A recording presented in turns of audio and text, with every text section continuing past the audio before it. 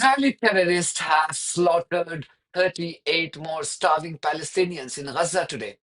Today's massacre took place amidst a visit by Donald Trump's envoy on literally everything, Steve Witkoff, to Gaza. He was also joined by the US ambassador to Israel, Mike Huckabee. That tells you everything about just how honest this billionaire Jewish property tycoon has been in his so called negotiations in the Middle East. And if the massacre of 38 desperately hungry people wasn't enough, three more people were killed by the forced starvation.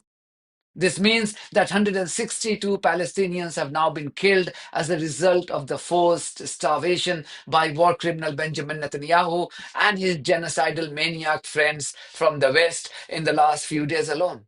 Meanwhile, the BBC has continued to disgrace the profession of journalism and act as a cheerleader of Israel's genocidal campaign, even when known supporters of Israel have now begun to call the goings on in Gaza as a genocide.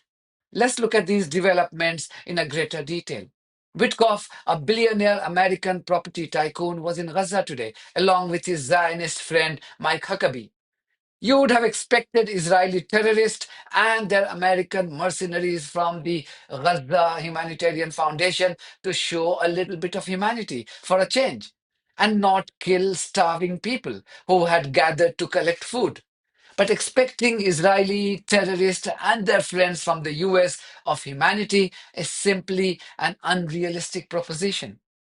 They slaughtered 38 more people after luring them with food. Now you can understand the level of depravity these evil people from Israel and the US suffer from. Witkoff, who is supposed to be an honest broker, at least that's what he wants all of us to believe, that he is an honest broker of peace in the region. He was so honest that he didn't even bother meeting UN representatives working in Gaza. This didn't go unnoticed amongst the regional experts. Mohammed Al Masri, a professor in the media studies program at the Doha Institute for Graduate Studies, he told Al Jazeera that Witkoff refusing to meet UN aid workers in Gaza was a sign that he was in the region to merely fulfill the US propaganda agenda.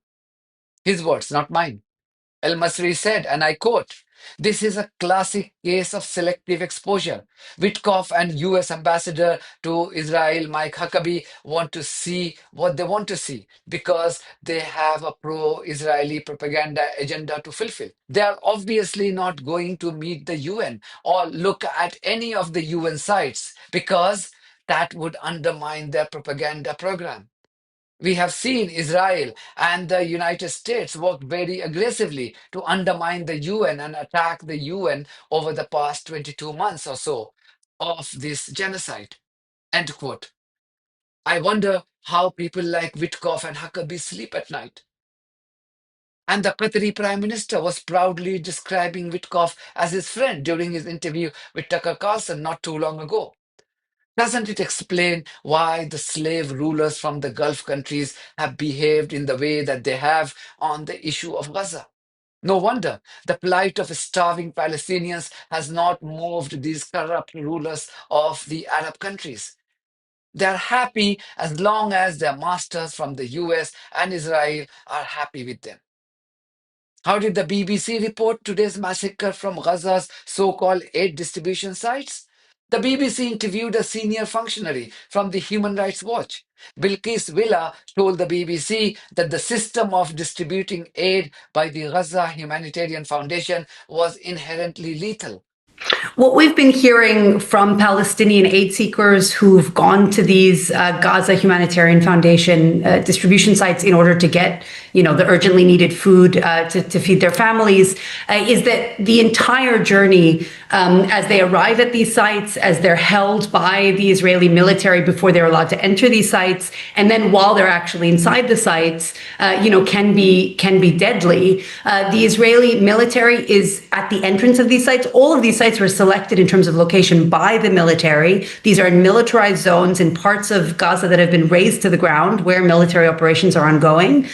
People are held at the entrances for hours with tanks. and tank fire is hitting people as they're waiting if they make a move that makes the Israeli military want to stop them. And then once the tank pulls back, that's the signal. People realize that they're allowed to enter the distribution sites. And then it's just a chaotic free-for-all with people running in. And what we've heard from witnesses at these sites and from a former contractor is that the American contractors at these sites on the inside are firing live ammunition at Palestinians and firing less lethal munitions that are also dangerous for civilians. And no sooner had Villa concluded her conversation with the BBC, presenter Ben Brown uttered this disgusting line. That was Belkis Villa, Associate Director of Crisis and Conflict at Human Rights Watch. And just to reiterate what we mentioned earlier on, from Israel's point of view, Israel says its troops do not intentionally open fire on civilians, and it also accuses Hamas of instigating chaos near these aid distribution sites, one of which Steve Witkoff has been visiting today. The fact that these BBC presenters like Ben Brown enjoying obscene salaries at the expense of our tax money called the license fee are still caring to present the Israeli terrorist site tells you everything about the disgraced organization's twisted editorial direction. Have you ever seen these clowns presenting the Palestinian side after their interviews with Israelis? Have you seen them present the Russian perspective each time they interviewed the Ukrainians? No. This Ben Brown chap did this on a day his own colleague from the World Service, Stephanie Hegarty, compiled a list of 160 Gaza children, many of whom were shot in the chest and head by Israeli terrorists. The BBC World Service has compiled material on over 160 cases where children have been shot in Gaza and found that in 95 cases, the child was shot in the head or the chest. In most of these cases, the victim was under 12 years old. The cases we found run from the first weeks of the war up to July this year. To compile this list, we verified media reports, spoke to human rights researchers on the ground, and to 30 doctors and nurses who treated these children. But even this didn't stop this Ben Brown chap from presenting the Israeli justification to commit a genocide. I know many of you have stopped paying the license fee.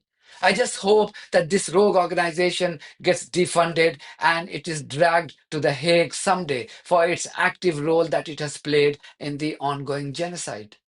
That's it from me. Thank you very much for your support of this platform and our journalism on buymeacoffee.com and Patreon. If you too think that our journalism is worth supporting, then you too should consider becoming part of it. Details are there in the description of this video. In the meantime, if you haven't subscribed to my channel, please do so, because that's one of the many ways you can support independent journalism. God bless you all.